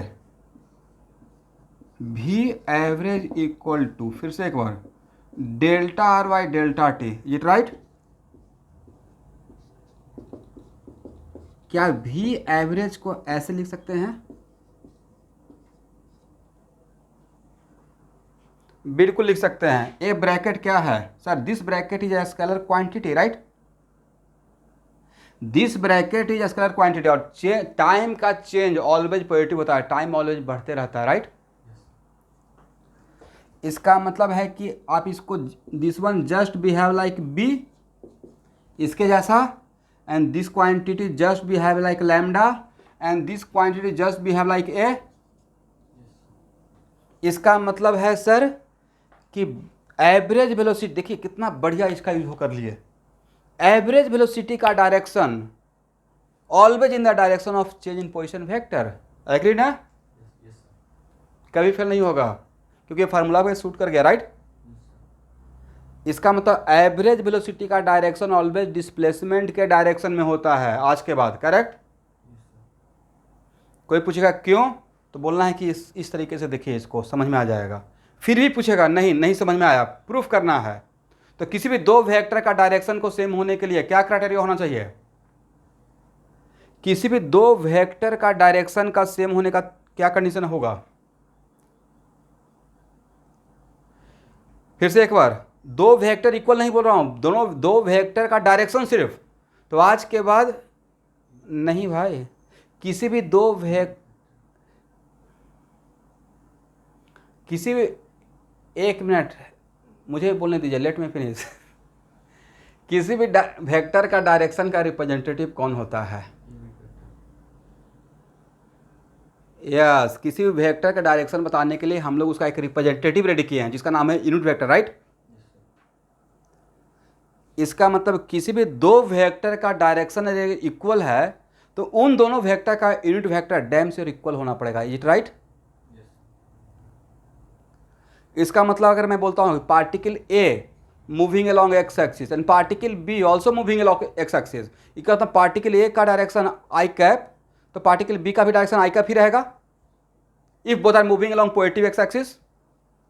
इसका मतलब है कि it is very important to note that कि आज के बाद किसी भी दो वेक्टर का, आप लोग भी सही बोले हैं, क्रॉस प्रोडक्ट जो भी जीरो कर देंगे वो भी है, लेकिन आज के बाद एक और कंडीशन है कि किसी भी दो वेक्टर, मैं लिखवा दूंगा इसको, डोंट वरी, किसी भी दो वेक्टर का डायरेक्शन इक्वल होने का one of the criteria condition ये भी होता है कि दोनों वेक्टर का यूनिट वेक्टर इक्वल हो जाए, राइट। तो अगर दोनों वेक्टर का यूनिट वेक्टर अगर मैं इक्वल प्रूफ कर दूं, ये भी तो प्रूफ हो जाएगा। सिर्फ दो वेक्टर का डायरेक्शन के लिए मैं बोल रहा हूँ, करेक्ट ना? कोई पूछेगा ऐसा क्यों, तो बोलना है डायरेक्शन, किसी भी वेक्टर के डायरेक्शन का रिप्रेजेंटेटिव इंडिकेशन उसका यूनिट वेक्टर होता है, करेक्ट। इसका मतलब मैंने क्या बोला, V average according to this equation किसके डायरेक्शन में रहेगा? डेल्टा आर के डायरेक्शन में रहेगा, राइट। इसका मतलब एवरेज, मैं इसको लैंग्वेज दूंगा, एवरेज वेलोसिटी का डायरेक्शन और डेल्टा आर का डायरेक्शन डिफरेंट रहेगा या सेम रहेगा? सेम रहेगा। इट मीन्स इस एवरेज वेलोसिटी का यूनिट वेक्टर और डेल्टा आर का यूनिट वेक्टर डिफरेंट रहेगा या सेम आएगा? ऑलवेज, ऑलवेज सेम आएगा, करेक्ट। तो नीचे एक लाइन लिखिए,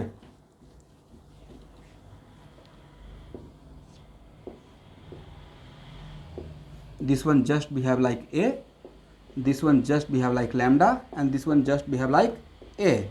और यहाँ पे एक क्वांटिटी बिकॉज पॉजिटिव है, तो यहाँ से मेरे तरफ से आपके लिए कंक्लूजन आज के बाद, direction of average velocity not instantaneous, average का बात कर रहे हैं, direction of average velocity always in the direction of average velocity, always in the direction of delta r, direction of average velocity always in the direction of what? delta r। और delta are का मतलब bracket लिखिए, इन the direction of displacement, delta तो लिखना ही है, साथ में bracket में लिखना है, it means in the direction of displacement, correct है एवरीवन?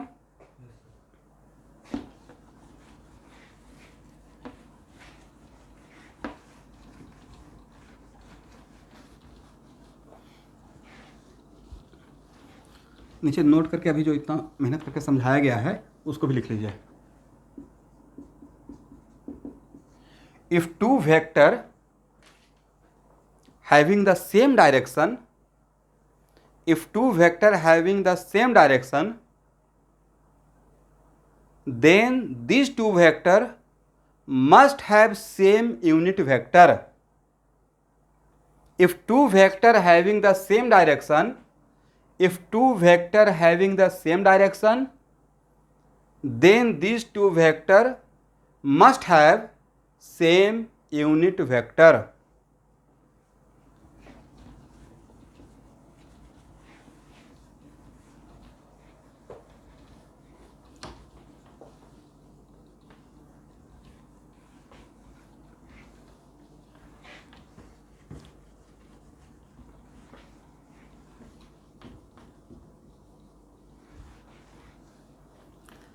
यहाँ तक समझ में किसी को प्रॉब्लम?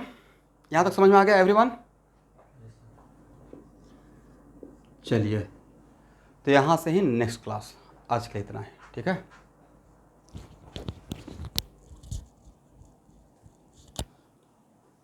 Thank you. आज रेस्ट एंड मोशन का आज का बहुत बेसिक क्लास था, इसलिए एवरीवन, एक मिनट लेट मी फिनिश। इधर जो भी बच्चे आते हैं और मेरे बोलते ही छोड़ो, उससे पहले मुझसे पहले ही क्लास को बाय कर लेते हैं। तो ये जस्ट ट्रेलर था कि हम लोग किस लेवल से रेस्ट एंड मोशन स्टार्ट करने वाले हैं, कि कभी भी नॉट ए सिंगल मिनट छोड़िए क्लास, और अगर छोड़ते हैं तो अपने रिस्क पे छोड़िएगा। क्लास बंक करते हैं आपका रिस्पॉन्सिबिलिटी है, नहीं बंक करते हैं whole and sole responsibility goes to me. मतलब पूरा रेस्ट एंड मोशन जबरदस्त लेवल पे पढ़ाने वाला हूँ, इसलिए हम लोग मैथमेटिकल टूल, वेक्टर, डिफरेंशिएशन, इतना काम इसलिए किए थे क्योंकि ये चैप्टर को आसान बनाया जाए। बस फिजिक्स में, पूरे मैकेनिक्स में सबसे टफ जो जोन आ जाता है वो यहाँ पे रहता है। इसके बाद लॉज ऑफ मोशन बहुत आसान लगेगा। आज किस तरह स्टार्ट किए होंगे, थोड़ा इजी लग रहा होगा with respect to kinematics, right. तो यहाँ पे पेशेंस रखना है, और मैं भी बहुत आराम से चलूंगा, और क्लास को कंटिन्यू करते रहिएगा। हाँ बोलिए डोनाल्ड।